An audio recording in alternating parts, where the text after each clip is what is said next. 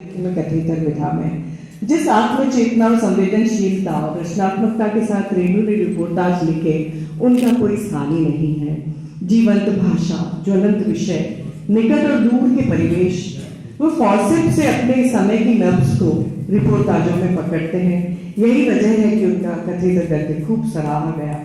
मैं पिछले सत्रों में नहीं थी, लेकिन निश्चय ही फणीश्वरनाथ रेणु की कथा साहित्य की जब बात हुई होगी तो आंचलिक सरसता और संप्रेषणीयता का उल्लेख हुआ होगा।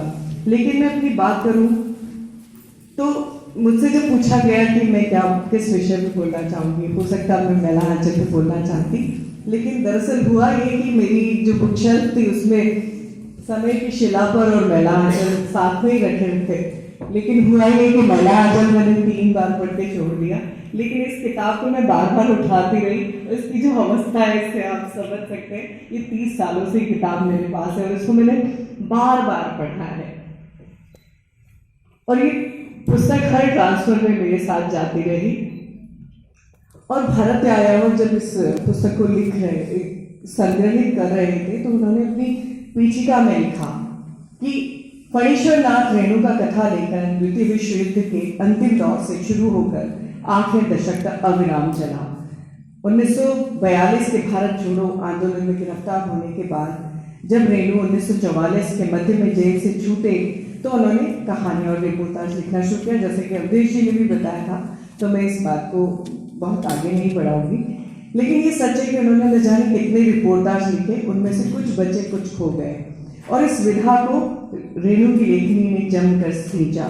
विदापत नाच की आज बात हुई तो ये मेरा भी बहुत प्रिय, मुझे लगता है कि हम सब बहुत सारे लोगों का ये बहुत प्रिय रिपोर्टाज है। इसका आरंभ भी वो ओरिएंटल नाच से करते हैं। वो उदय शंकर जी को उद्बोधित करते हैं। ओरिएंटल नाच और उदय शंकर जी पर बिना कटाक्ष करते हैं।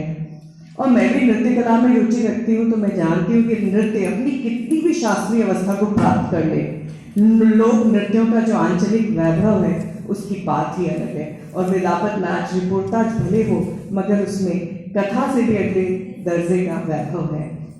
जब वो लिखते हैं इसमें कि आपको कितना समझाऊं, वो भूमिका जब बनाते हैं, आपको कितना समझाऊं कि ये विलापत नाच है और ये टहलू पासवान है, उसका बाप पक्का डकैत था जिसे काले पानी की सजा हुई थी। माँ किसी और के साथ चली गई। यह तो बचपन से ही नाचने लगा। जवानी के दिनों में इसने धूम मचा दी थी। हाव भाव बतलाने में तो ये अभी भी अपना ही सानी नहीं है। इसी हाव भाव पर रीछ कर पर्वती अपनी बसी बसाई गृहस्थी छोड़कर इसके साथ भाग गई थी। इतने से 4 लाइनों में एक पूरी कथा है इसमें। तो मुझे लगता है रेणु कथाकार ही थे और बाकी चीजें उनका विस्तार थी। कथा रस इन रिपोर्टाजों की सबसे महत्वपूर्ण विशेषता है। जब वे अकाल और बाढ़ पर लिखते हैं तो उनकी दृश्यात्मकता जो है रोंगटे खड़े कर देती है। रेणु का नरेटिव जो है कथा और कथेतर के बीच की आवाजाही करता है। उनकी कहानियों में यथार्थ के मार्मिक चित्र और बहुत सत्य प्रतीत होते हैं। और यह उनके रिपोर्टाजों का ही प्रभाव कहानी पर है और कहानी का प्रभाव रिपोर्टाजों पर है। वो रूखा सूखा गद्य कभी लिख ही नहीं सकते। उनके लेखन की सबसे मजेदार बात यह है कि परिवेश भी उनके यहाँ एक पात्र बन के आ जाता है, और वही है जिसे हम आंचलिकता कहते हैं। रेणु के लिए साहित्य की लोकप्रियता और महत्वाकांक्षा कभी प्रश्न नहीं थी, ये हम सभी जानते हैं। वे जमीनी संवेदना के लेखक थे। उनके लेखन की अपनी मजबूत जमीन थी। यही वजह थी कि उन्होंने मनचाहा लिखा। कहानी के संग रिपोर्टाज और इन 2 विधाओं के बीच में मानो एक झिल्ली थी, पारभासी झिल्ली थी, जो इन विधाओं की आपस में आवाजाही करती रही। बाकी कहानियों का जिक्र है वो मैं छोड़ती हूँ। एक और बात कहना चाहूंगी, भीषण आपदाओं को दर्शाते हुए उनके जो भीतर का तटस्थ लेखक था।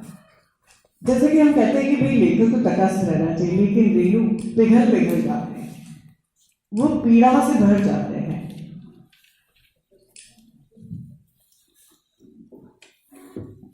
और ये संवेदना उनके सारे लेखन में आती है, क्योंकि उनके लेखन में उनका अपना समाज है, उनके आसपास का आम आदमी, लोक कलाकार, गरीब कुली, मजदूर, किसान और यहाँ तक कि जीव जंतु भी सूक्ष्म निरीक्षण के साथ आते हैं। वे अपने परिवेश के संवाद और जीवन के अनुभवों का सघन विस्तार अपने हर शब्द में लाते हैं।